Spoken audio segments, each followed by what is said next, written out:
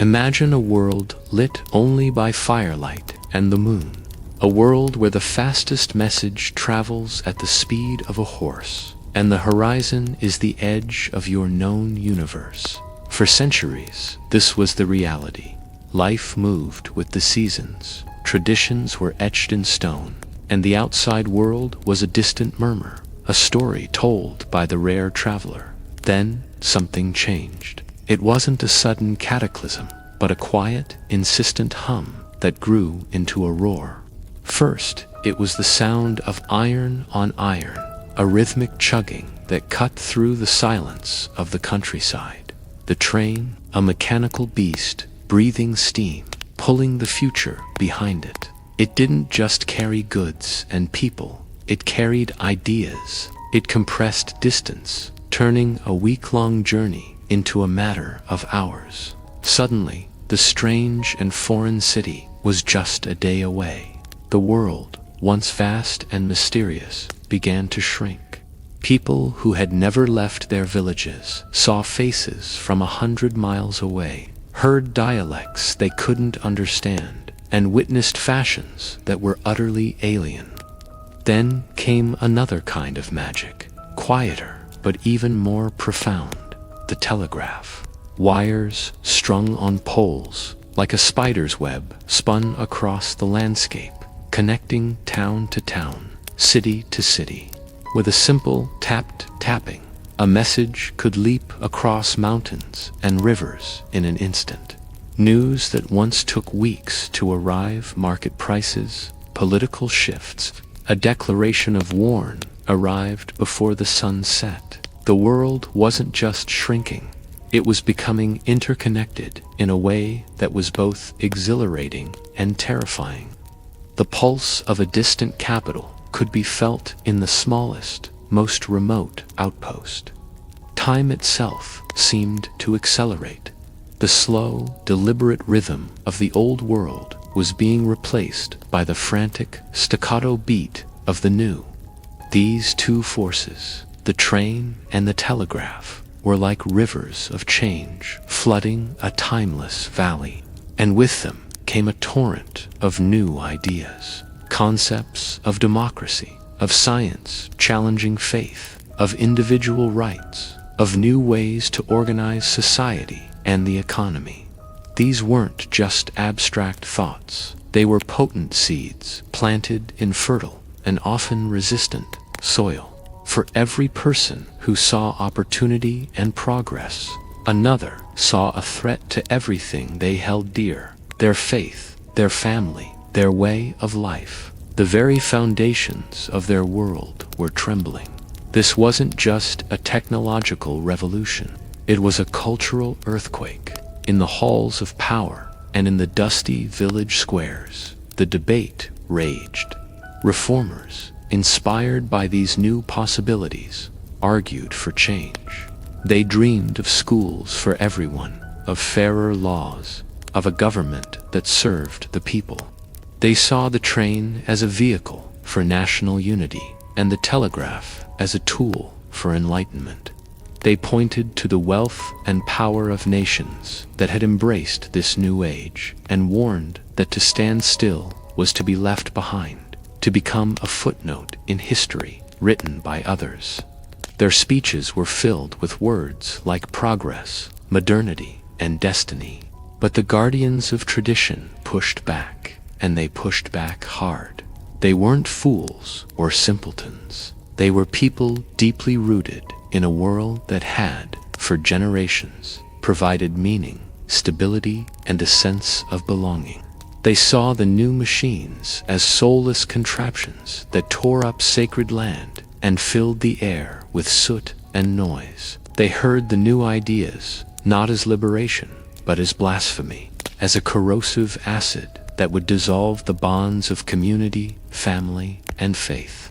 They argued that abandoning the old ways was not progress, but a form of cultural suicide.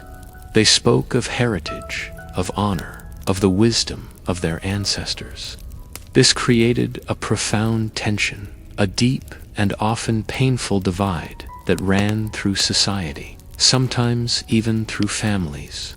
It was the scholar against the priest, the merchant against the landowner, the young against the old. One side saw a golden dawn, the other saw a gathering dusk. In the cities, you could feel this clash on every street corner. A new European-style building might stand next to a centuries-old temple. A man in a tailored suit might walk past a woman in traditional robes. The air crackled with the friction between what was and what was to be. The attempts at reform were often clumsy and fraught with peril. A new law might be passed in the capital, but in the provinces, it was ignored or actively resisted. A new school might be built, but parents, suspicious of its teachings, would refuse to send their children. Leaders who tried to navigate this treacherous middle ground were often accused of betrayal by both sides. They were too fast for the conservatives, too slow for the progressives. Every step forward was met with a powerful undertow, pulling things back. Revolts, protests, and bitter arguments became the soundtrack of the era. It was a time of immense hope and equally immense anxiety.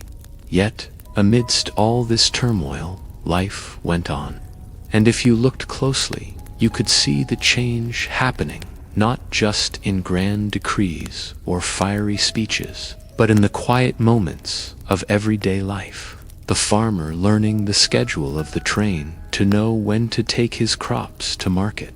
The shopkeeper using the telegraph to order goods from a distant supplier. The young woman secretly reading a forbidden book that arrived by mail. These were the small, almost invisible threads that were weaving a new social fabric, stitch by stitch. The change wasn't just being imposed from above. It was being adopted, adapted, and integrated from below. Imagine standing at a provincial train station late at night. The clamor of the day has faded. The air is cool. The only light comes from a few flickering gas lamps, casting long, dancing shadows. The old stone of the station building seems to absorb the quiet. You can hear the chirp of crickets, a sound that has filled the night for 1,000 years. Then, in the distance, a faint whistle. A single, bright light appears, cutting through the darkness. The ground begins to vibrate, a low rumble that you feel in your bones. The train glides into the station, a cascade of steam and the sigh of brakes. Doors open. A handful of figures step out onto the platform. A soldier returning home on leave, his uniform crisp and modern. A merchant with a leather briefcase full of contracts and numbers. A young student, eyes wide, carrying a stack of books filled with radical, new knowledge. They are phantoms from another world, stepping out of this iron machine and into the lamplit silence of the old one. They disperse into the night, each a carrier of the change, a ripple spreading outward. The station master checks his pocket watch, a marvel of precise engineering. It's ticking a stark contrast to the timeless quiet around him. The train pulls away, its red taillights disappearing into the immense, dark landscape, leaving behind only the smell of coal and a profound sense of an era ending and another beginning. It's in these quiet, observant moments, away from the noise of the debate, that you can truly feel the weight of history turning. The world would never be the same. The lamplight was beautiful, but the dawn was coming, whether anyone was ready for it or not. Thank you so much for watching. If you found this journey into the past interesting, please consider liking this video and subscribing for more stories about the moments that shaped our world. See you next time. Have you ever sat quietly and just listened? Not to music, not to a podcast, but to the sound of time itself passing by. It's a strange thought, isn't it? we're so used to measuring time in frantic, buzzing increments, deadlines, appointments, the next big thing. But time has its own rhythm, a slow, deep, and ancient drumbeat that underlies everything. Sometimes, if you're very still, you can almost hear it. It's the sound of seasons turning, of empires rising and falling, of your own life unfolding in ways you never expected. For years, I was caught up in the noise, the constant push and pull of daily life, the endless cycle of ambition and disappointment. I was running, always running, but I wasn't sure what I was running toward, or what I was running from. It was only when I was forced to stop, to truly be still, that I began to hear that other rhythm. It was a frightening sound at first, a reminder that everything has an end. But as I listened, something shifted. The fear gave way to a strange sense of peace. This channel, this space, is born from that stillness. It's a place to explore those quiet moments, to look at the grand sweep of history, and the intimate landscape of our own hearts, and to find the beauty in the inevitable passing of all things. Today, we're going to embark on a journey together, a soft, slow story about the twilight of an age. It's a story you know in your bones, even if you've never heard it told this way before. It's a story about endings, but more importantly, it's about what we find in the quiet that follows. Imagine a world not so different from our own, that has grown old. The great wars of its youth are now the stuff of legends, carved into stone monuments and whispered in classrooms. The heroes who fought them are long gone, their names fading like ink on sun-bleached parchment. The alliances that once shook the foundations of continents, forged in fire and blood, are now just comfortable habits. Old friends who meet out of tradition rather than true affection. There's no great roaring cataclysm on the horizon, no dark lord marching with an army of shadows. The threat is far more subtle, more insidious. It's a kind of wariness that has seeped into the very soil.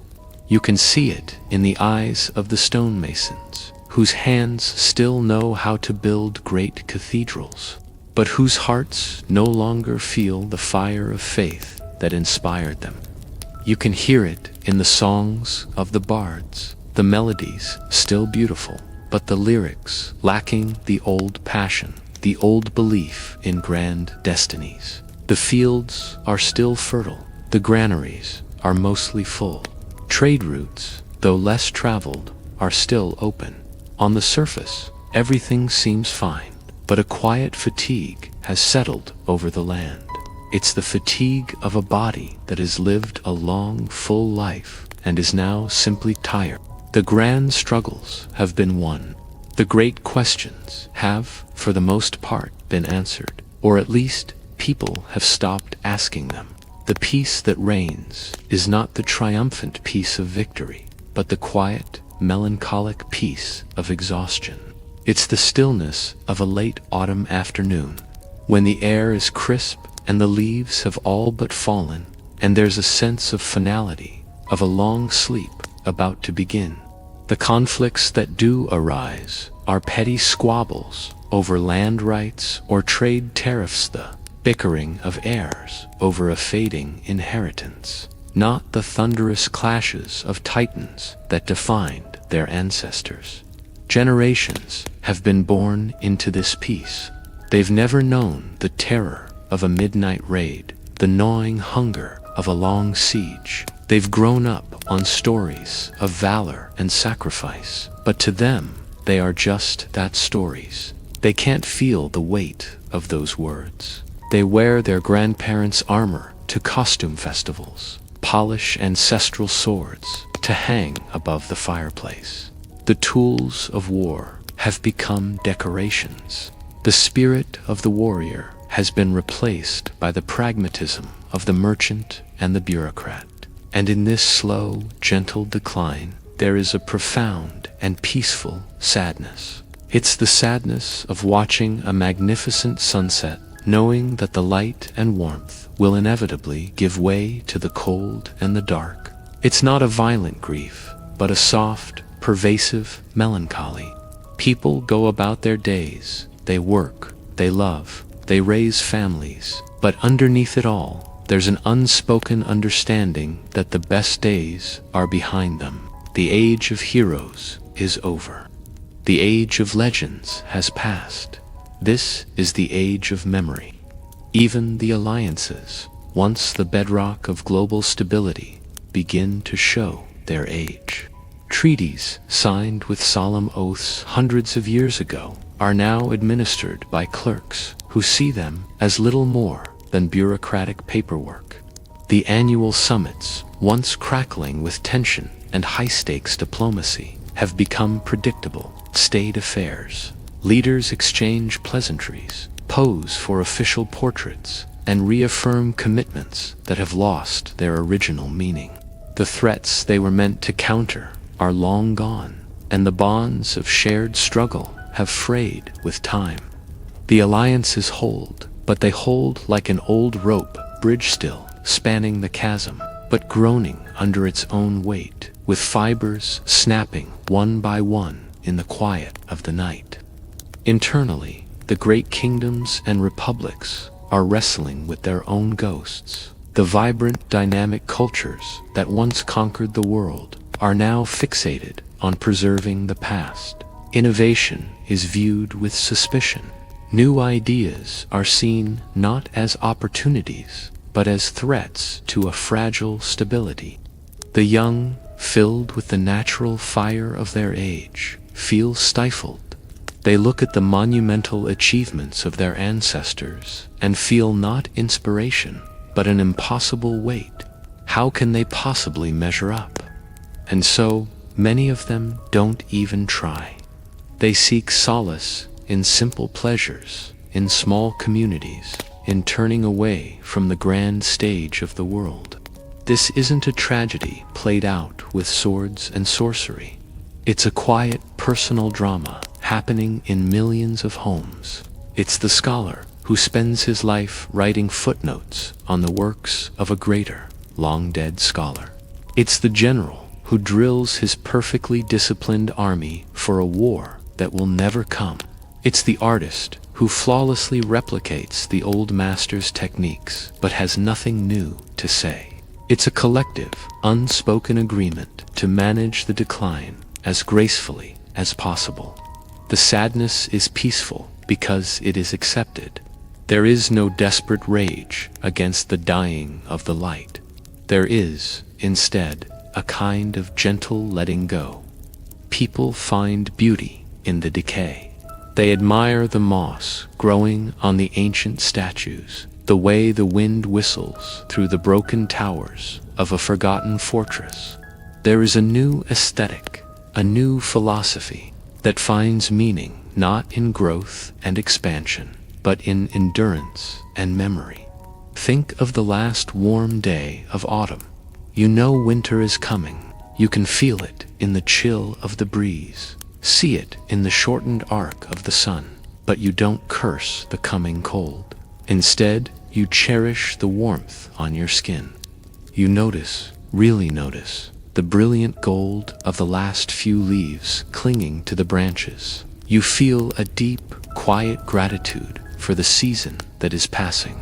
That is the feeling that permeates this aging world. A profound, peaceful sadness for an end that is not a bang, but a long, slow, quiet sigh. As the sun sets on this era, it casts long shadows that stretch back for centuries. Every ruin, every statue, every ancient tree tells a story. People have more time for these stories now. They walk the old roads, trace the crumbling walls, and try to imagine what it was like. They become connoisseurs of endings, students of the past. History is not a subject, it's a constant companion. There's a dignity in this acceptance. It's the final evolution of a great civilization. having conquered the world, having built wonders, having fought and loved and strived, the only thing left to do is to learn how to say goodbye, not with a cry of despair, but with a quiet nod of understanding, a recognition that this is the natural cycle of things. The tide came in, and now, slowly, peacefully, it is going out. And in the vast, wet sand it leaves behind, there is a space for something new to eventually be written long after they are gone. This slow unwinding is not a failure. It is the final, most difficult achievement of a culture, to face its own mortality with grace, to find a measure of peace in its own twilight. It's a story that reminds us that even in an ending, there is a profound and lasting beauty, a quiet strength in letting go. Thank you for walking with me through this quiet landscape today. If this story resonated with you, if you enjoy these slow-paced explorations of big ideas, consider subscribing to the channel. There are many more stories to tell, many more twilights to watch together. We're just getting started. Thank you for listening.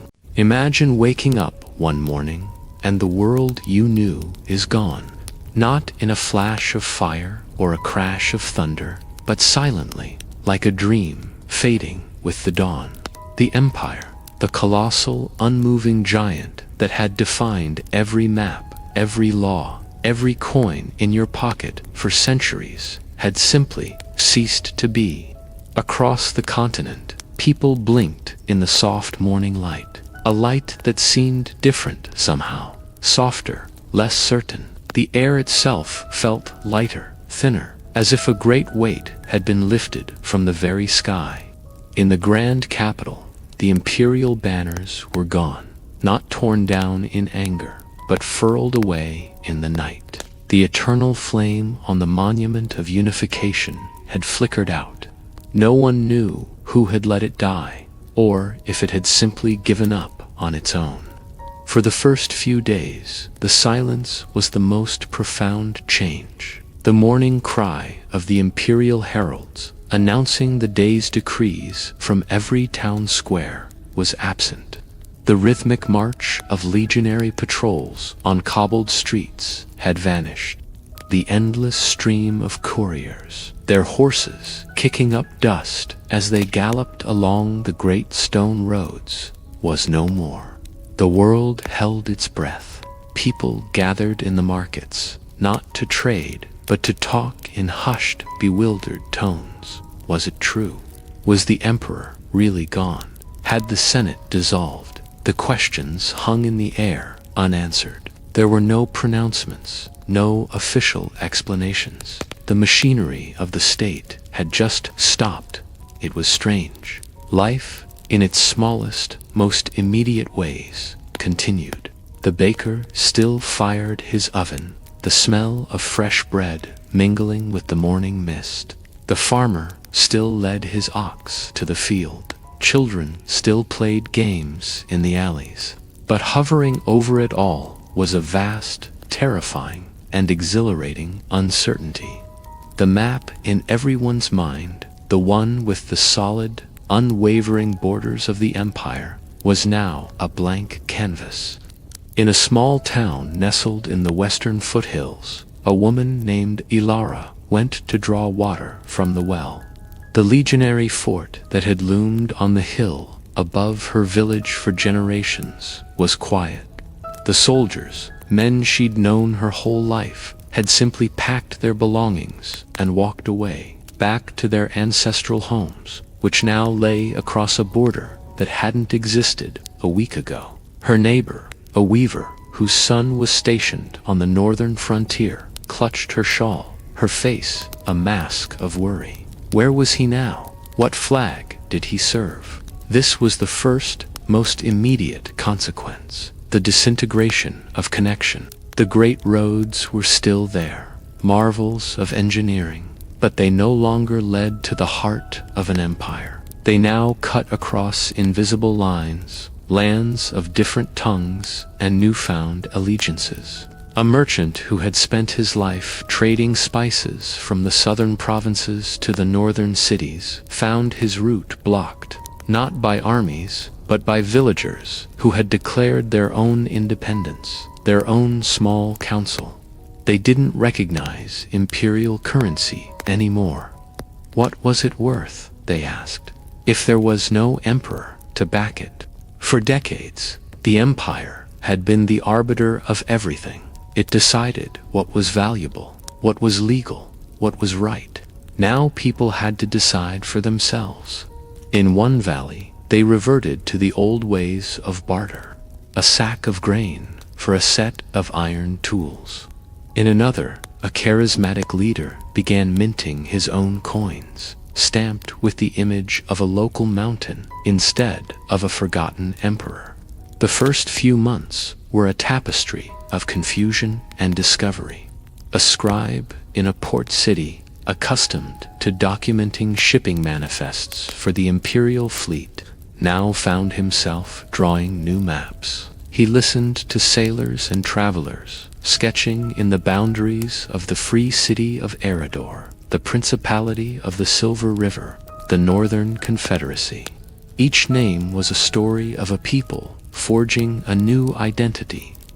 It started in taverns, in workshops, in fields. People began to gather, not out of habit or decree, but out of necessity.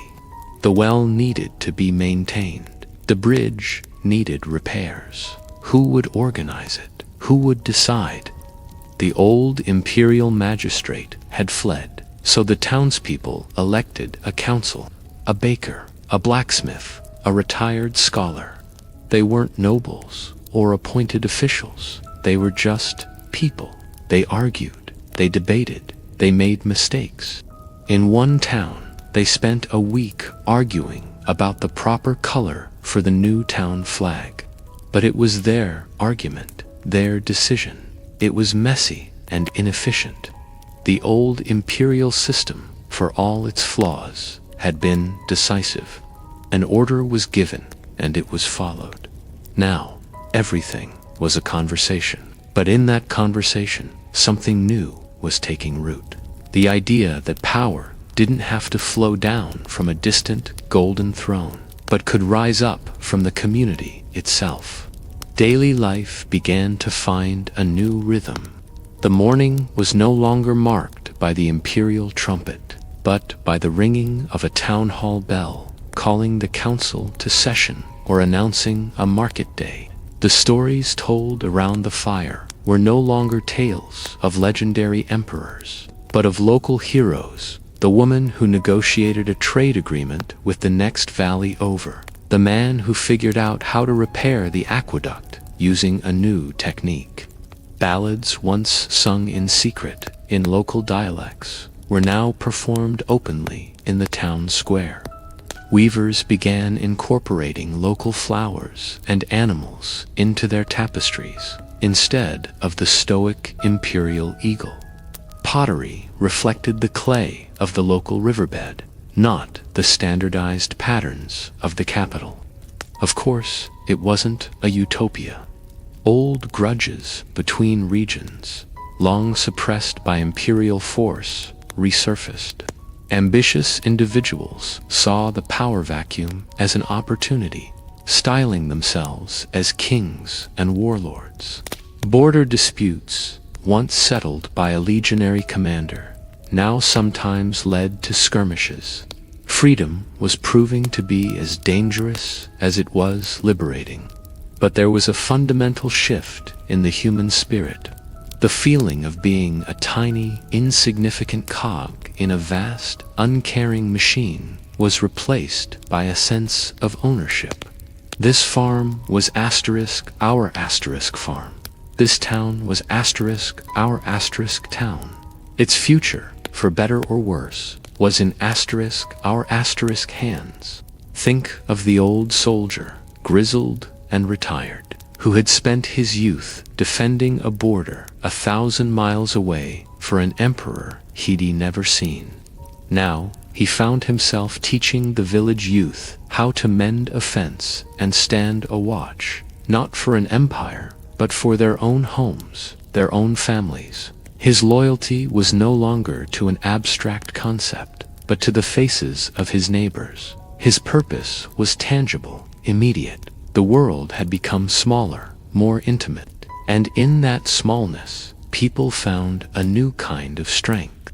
They rediscovered skills their grandparents had, skills deemed unnecessary by the empire: how to read the stars for navigation, how to find medicinal herbs in the forest, how to build a house from local timber without imperial-made nails. Self-reliance became the new creed. The sun that rose each morning wasn't just a celestial body anymore. It was a daily reminder of a new beginning. It cast a warm, hopeful light on the first shaky structures of self-governance, on the freshly drawn maps with their uncertain borders, on the faces of people learning to speak the language of freedom. The age of empires was over. The age of republics, of communities, of neighbors had begun. It was a daunting, uncertain path, fraught with peril. But for the first time in centuries, it was a path they were choosing for themselves, walking forward into a sunrise of their own making. The silence left by the fallen empire was slowly being filled, not with commands and decrees, but with the sound of debate, of laughter of 1,000 different communities, learning to govern themselves one day, one decision at a time. The world was remaking itself, not in the image of a single ruler, but in the diverse, complicated, and beautiful image of its own people. Thank you for watching. If this story resonated with you, consider subscribing for more reflections on history and human nature. Sometimes, the world doesn't end with a bang, but with a quiet, resigned sigh. We often imagine the fall of great empires as a storm of fire and steel, of cities burning and armies clashing in one final cataclysmic battle. We think of Rome, sacked and broken, its glory extinguished in a flash of barbarian fury. But history teaches us a different, more subtle lesson. It shows us that many empires don't fall, they simply fade. They dissolve like sugar in water, slowly, almost imperceptibly, until one day you look up and the world you knew is gone, replaced by something new, something different. There is no thunderous collapse, no dramatic final act, just a long, slow, quiet acceptance of the end. A collective exhale as a chapter of human history gently closes. And perhaps no story illustrates this quiet decline better than that of the Ottoman Empire. For 6 centuries, it was a titan astride 3 continents, a vibrant tapestry of cultures, languages, and faiths woven together under the banner of the Sultan. From the gates of Vienna to the sands of Arabia, from the shores of North Africa to the mountains of the Caucasus, its influence was undeniable. It was the heir to Rome, the guardian of Islam's holiest sites, and a powerhouse of art, science, and administration. Its armies were legendary, its navies masters of the sea. The Topkapi Palace in Istanbul wasn't just a home for sultans. It was the nerve center of a world order. But like all things, it was not meant to last forever. The end, when it came, wasn't a single, explosive event. It was a process, a slow unwinding that spanned generations. It started not on the battlefield, but in the quiet corridors of power, in the shifting currents of global trade, and in the minds of its people. The world was changing. New trade routes bypassed the ancient Silk Road that had enriched the empire for centuries. The Industrial Revolution in Europe created a new kind of power, one built on machines and capital, a power the Ottomans struggled to match. Military defeats, once unthinkable, became more frequent. The empire, once an expanding force, found itself on the defensive, slowly ceding territory, piece by piece. They called it the Sick Man of Europe, a title that, while patronizing, captured a sad truth. The once mighty giant was weary, its strength sapped by internal strife and external pressures. Yet, life went on. In the bustling markets of Istanbul, Cairo, and Damascus, merchants still haggled, artisans still crafted their wares, and poets still sang of love and loss. The call to prayer still echoed from countless minarets. Children were born, couples were married, and elders passed on their stories. For the vast majority of the empire's millions of subjects, the slow political decay was a distant rumble, like thunder far beyond the horizon. Their daily lives were consumed by the timeless rhythms of work, family, and faith. The empire was a fact of life, as permanent as the sun and moon. The idea that it could simply cease to exist was, for most, unimaginable. But change was coming. The 19th century brought the powerful, disruptive force of nationalism. Ideas born in the French Revolution: liberty, equality, fraternity spread across Europe and into the Ottoman lands. Peoples who had lived together for centuries under the umbrella of Ottoman identity began to see themselves differently. Greeks, Serbs, Bulgarians, Romanians, Arabs, they began to dream of their own nations, their own flags, their own destinies. The empire, which had prided itself on its multicultural mosaic, began to crack along these newfound ethnic lines. Uprisings and wars of independence chipped away at its European and then its Arab provinces.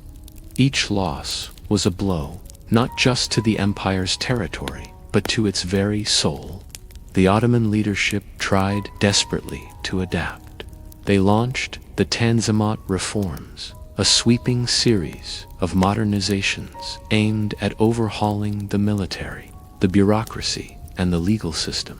They introduced a constitution and a parliament, attempting to create a new, inclusive Ottoman citizenship that could transcend ethnic and religious divides. It was a noble effort, a race against time, to save the sprawling ancient structure from collapsing under its own weight. For a time, it seemed like it might work. A new generation of educated, forward-thinking Ottomans emerged, eager to build a modern state. But the forces of history were pulling in the opposite direction. The centrifugal pull of nationalism proved too strong to overcome. The final act was triggered by the Great War. The empire, seeking to regain some of its lost strength and prestige, allied itself with Germany and the Central Powers. It was a fateful gamble that would end in disaster. 4 years of brutal, attritional warfare shattered what was left of the Ottoman army and bankrupted the state. The empire was defeated, occupied, and at the mercy of the victorious Allied powers. The end was no longer a distant possibility. It was an immediate, crushing reality. Even then, in the ashes of defeat, there was no single moment of collapse. Instead, there was a confusing, chaotic transition. The Sultan was still in his palace in Istanbul, but his authority was gone, a phantom in a city occupied by foreign troops. Across the water, in Anatolia, a new power was rising. A charismatic general, Mustafa Kemal, was rallying the Turkish people, not to save the old empire, but to build something new from its ruins, a modern, secular republic. He and his followers fought a desperate war of independence, expelling the occupying forces and defying the old imperial order. And that was it. After 623 years, one of the longest-lasting and most influential empires in human history was ended not by a foreign conqueror storming the palace, but by a vote, by a piece of paper. The last sultan, Mehmed VI, slipped out of Istanbul a few days later on a British warship sailing into exile. There were no riots in the streets, no last-ditch stand-by loyalists. The city and the world simply accepted it. The empire had been fading for so long that its final disappearance was almost an anticlimax. It had become a ghost long before its official death. The people of Istanbul woke up the next day in a world without a sultan. The empire that had defined their existence, their parents' existence, and their ancestors' existence for 20 generations was gone, and life, as it always does, continued. The sun rose over the Bosphorus, the ferries carried commuters between continents, and the markets opened for business. The great mosques of Sinan still stood, silent witnesses to a bygone era. The transition was complete. A great historical tree had finally fallen, but it fell so softly in the forest that few even heard it land. And this is where the story turns from an ending to a beginning. The legacy of the Ottoman Empire didn't vanish, it simply transformed. Look at a map today. From the Balkans to the Middle East, the borders of many modern nations were drawn from the provinces of the old empire. Turkey, Egypt, Syria, Iraq, Greece, Bulgaria, Albania, Jordan, Lebanon, Israel, Palestine, the list goes on. Each of these nations, in its own way, is a successor state. Their cultures, their cuisines, their music, their languages, and even their political struggles are deeply intertwined with their shared Ottoman past. The coffee you might drink in a cafe in Sarajevo, the spices in a dish in Tel Aviv, the architecture of a building in Cairo bear the imprint of this shared heritage. The complex, sometimes tense, relationships between these nations today are also a part of this legacy. Echoes of an imperial past that brought them together and then tore them apart. The empire is gone, but its spirit, its echoes, and its DNA are woven into the very fabric of the modern world in ways we often don't even realize. It's a powerful reminder that history is not just a collection of stories about the dead. It is a living, breathing force that shapes our present and guides our future. The quiet end of the Ottoman Empire teaches us that great change can happen not with a roar, but with a whisper. It shows us that endings are also beginnings, that from the embers of a dying world, new ones are always being born. The institutions may crumble, the flags may fall, but the people, the culture, the memory, they endure, they adapt, they evolve, and they carry the seeds of the past into an unknown future. So as we reflect on this long, slow twilight, let it not be a story of simple loss, but one of profound and gentle transformation. The world did not lose the Ottoman Empire. Instead, it gained the rich, diverse, and complex tapestry of nations that rose from its ashes, and in their struggles and triumphs, in their art and their music, in their joys and their sorrows, the legacy of that once great empire lives on, whispering its stories to anyone who is willing to listen. It's a hopeful thought that even after the longest night, the sun will rise, and life, in new and unexpected forms, will always find a way to begin again. Thank you for joining me on this journey through history. If you enjoyed this reflection, please consider liking and subscribing for more stories about the world we share. Until next time.